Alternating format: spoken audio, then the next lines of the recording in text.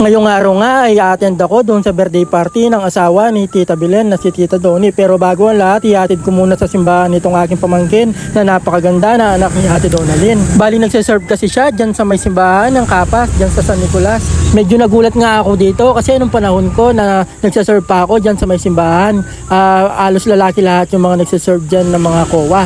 Bali more than 2 years nga rin pala akong tumira dyan sa may kumbento ng Kapas. Nung panahong si Monsignor Francisco Tañedo at Father Bong Villanueva ang pari pa dito. Nakakamiss nga rin pala ang mag-serve dito dahil napakarami kong memories dito sa simbahan to. Lalo na yung nakikita yung bell na yan, yung may nakatabing bell dyan sa may bell tower. Bali ako nga pala yung dating nakasira niyan kaya pinalitan yan. Dahil nga nagkaroon yan ng bitak doon sa itaas, lagi ko kasi pinupukpok doon sa itaas yan. Inaakit ko pa yung bintana ng bell tower para lang patunogin yung kampanang yan. At kung makikita nyo yung kumbentong yan sa gilid ng simbahan, bali kami nga yung unang tumira dyan. Dahil yung lumang kumbento doon sa may harap na simbahan dati. Naalala ko pa nga nung ginagawa pa yan, meron pa nga nahukay ng mga kalansay dyan. Kaya lang, binalik lang ulit at blines muna bago ibalik. Ayan nga yung pamangkin ko na si Emily na magseserve mamaya dyan sa simbahan. Tingnan nyo naman, baka angel yan. Hoy! Gamit ko yan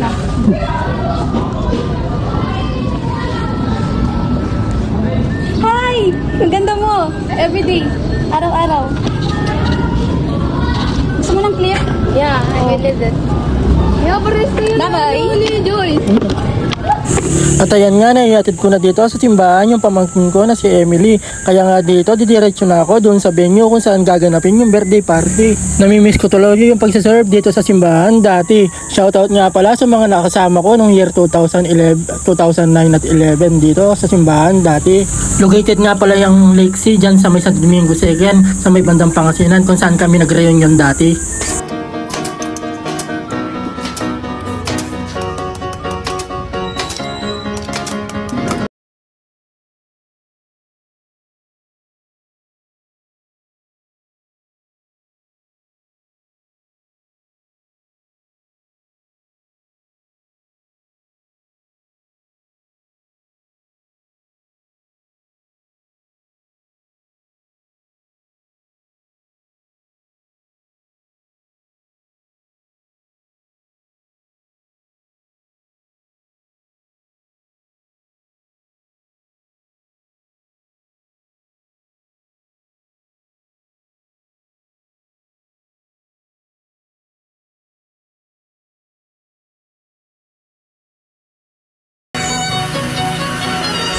At pagdating ko nga dito, sabihin nyo kung saan gaganapin yung birthday party. Andito, naabutan ko na yung aking mga pinsan at mga pamangkin. At dahil nga sa sobrang init na talaga ng panahon ngayon, ayan yung iba, sila tito at yung mga pinsan ko nagsiswimming. At dito nga para masimulan na yung birthday party, ayan, nagre-ready na sila para ipagkanta itong birthday celebrant na si Tito Doni. Bali dito nga, ayan, kumpleto na yung kanilang mga pamilya. Ayan, nandyan sila Parek, sila Kulas, yung aking mga pinsan, lahat ng kanyang mga anak.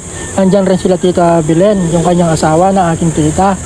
At dito nga, ayan, magsisimula na para siya ay pagkanta ng happy birthday at maligayang kaarawan.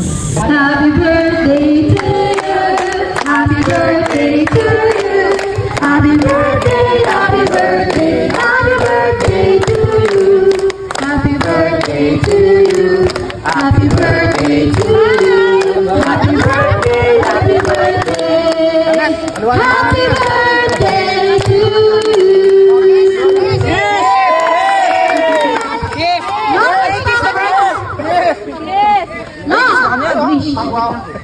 Magmamaya pa mo? Magpatingin ka niya. English na ako. Mahingin.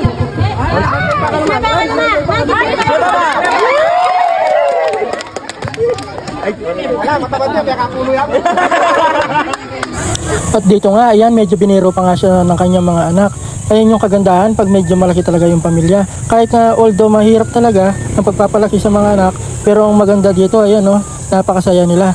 Talagang napakasaya pag malaki talaga yung pamilya. Kaya nga bilib ako sa kanilang dalawa ni tita kasi naitaguyod nila yung mga anak nila. Saka napakasipag talaga, napakabait nila. Naaalala ko pa nga nung mga bata pa kami ng kapatid ko, palagi kami sa kanila tapos nakikikain pa kami sa kanila. Kainin mo nga kung masarap yung donut. At ito naman pamangkin ko na anak ng pinsan kong si Charles. Ayan, donut lang yata yung trip niya. Bali, ayan, binabalutan na siya ng pinsan ko na si Karen. na anak ni Tito Jojo na malapit na rin mag-graduate bilang isang teacher. Diyan sa may DCT o Dominican College of Tarlac kung saan din nag-graduate yung tita namin na si Tita Ami, pati na rin yung aking kapatid na si Sir Elvin, pati na rin yung pinsan ko na anak ni Tita Belen na si Madam Crystalline. Bali dito nga ay naghihintay nga kami para pumila sa pagkain ng aking mga pinsan ni si Dexter na anak ni Tita PC. Bali pinauna lang muna namin yung mga ibang bisita dito. Sino yan? Sino yun? Pogi no? Sino yan?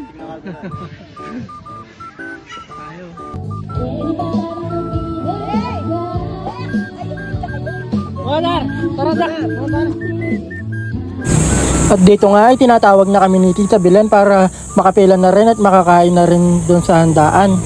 Bali dito kinausap nga kami na pumili na kami, baka kami ay maubusan. Pero hindi naman kami maubusan dahil marami pa naman silang stock na ulam at pagkain doon sa loob ng bahay. At dito nga yan yung anak ni Parek saka yung kanyang asawa. At dito ayan yung mga pinsan ko na nagsisimula na silang kumain. At yung mga ibang mga kamag-anak namin ayan nagsiserve na rin. Ayan si Paring Nemong, siya nga pala yung nag-chop dyan sa may lechon. At ayan si Angie. Alright, all goods na lahat.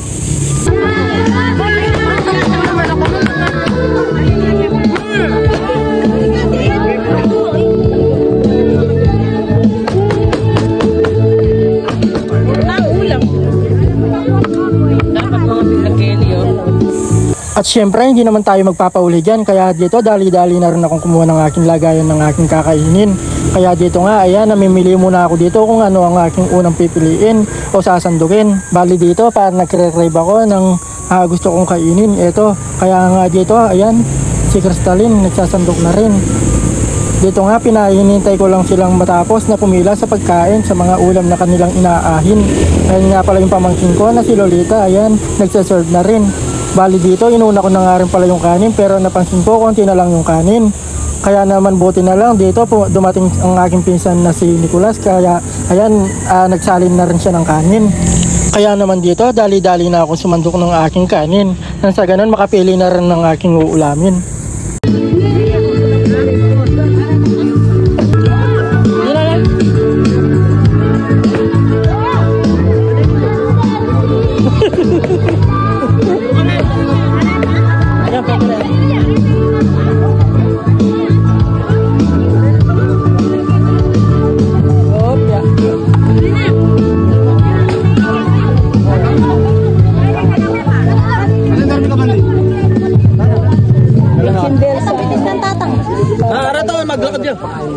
Idara mundir, pangayos niya. Hey, magkain. Itong pengamal mo. Bari mo ito kahit pengamal mo. Yan! Kasalit ka na nga, mana. Lek, dala mo na nga Kenny. Lagay mo na Kenny gulot.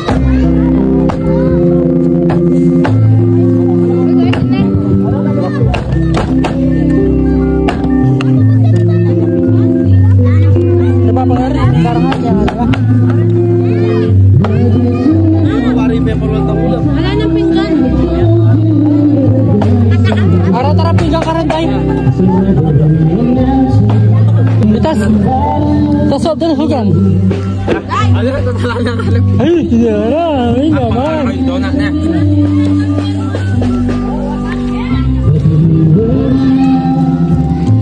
Aki, bawi aki. Dami niya na. Bali dito nga, ayan, kung makikita nyo, kasama ko na nga pala dito yung aking mga pamangkin at aking mga pinsan na kumakain. Bali dito na lang kami nagpeso sa may, sa may cooler. Nang sa ganun, malapit lang kami dito sa may inumin at sa mga soft drinks. Ayan yung mga pinsan ko na si Kenneth at si Calvo, pati yung kanilang mga anak. Ayan, pati na rin sila Dayday.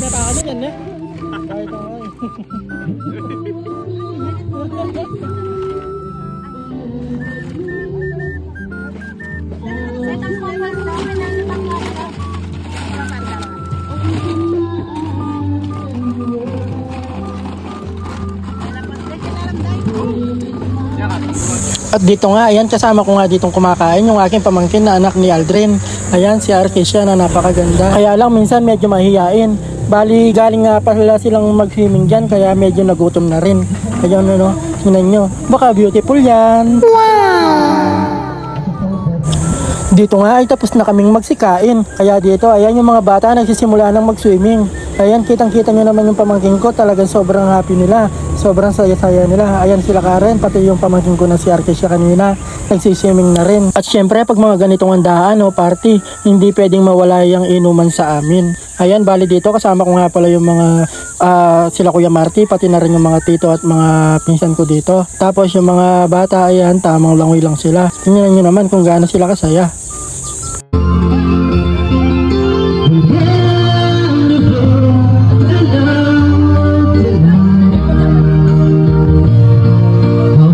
Tingnan nyo naman, talagang enjoy na enjoy yung aming mga pamangkin. Dito, yung aking isang pamangkin na anak ni Kuya Tyson, may dala-dala pa talagang salbabida. So, tingnan nyo. Baka mayabang yan. Dito, talaga napakaswerte nila. Alam nyo ba, nung kami mga bata, bihira lang kami makapag-swimming ng ganito. Ayan, yung mga pamangkin namin. Iba talaga, pag malaki na talaga yung mga pamilya. Ayan, napakarami namin, no?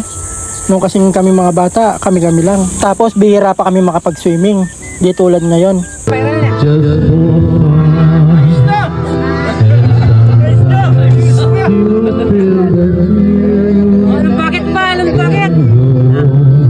Siyempre sa pamilya namin hindi mawawala yung singing. Baka laing singers yan.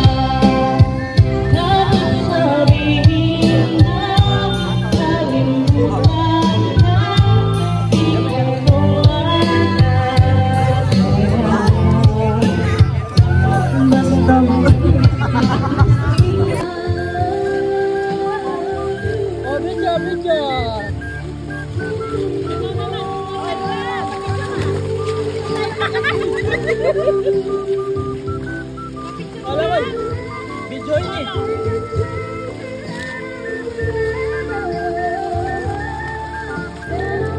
Ay!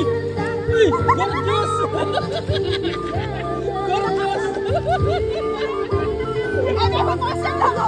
Video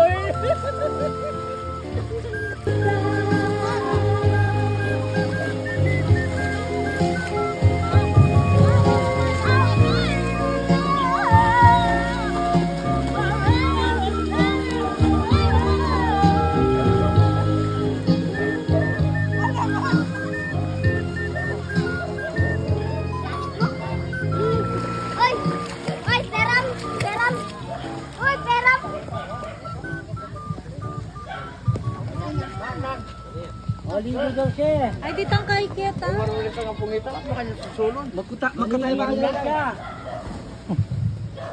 Mayana.